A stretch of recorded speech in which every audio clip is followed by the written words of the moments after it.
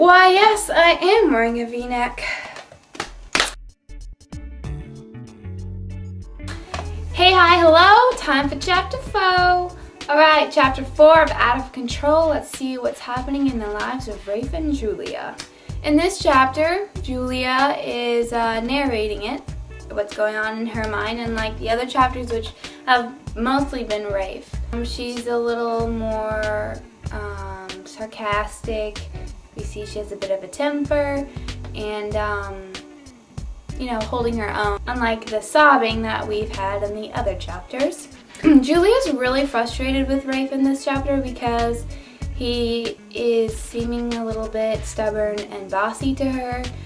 He won't take her home, but I feel bad for Rafe because he doesn't quite understand. She's telling him that she lives like a half mile away from the cavern, but he's thinking the cavern's on Kincaid land, so you live on my ranch. So he's really confused where she lives. He thinks that the gash on her head is making her think unclearly, and finally she sits him down and explains it all to him, and he finally agreed to take her home.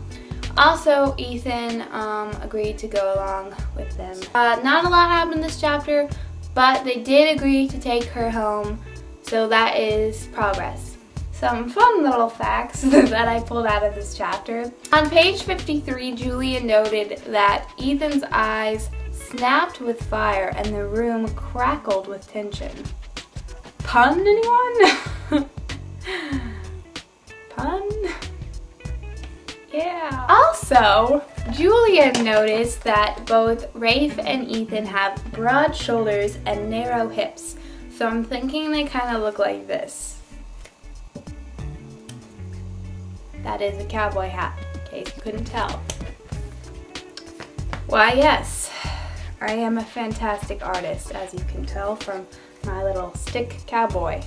On page 50, Julia launched herself into Rafe's arms, and also Rafe called Julia Jules. So I think there might be a little chemistry between the two. So that's about it. Chapter 4, I'm excited to see what happens when they get there. I'm kind of secretly hoping that Ethan and Audra might strike up a romance, but I don't know, she's already married, so we'll see what happens. See ya! On page 50, Julia ran in, wait, no, what is it? On page 50, on page 50, yep.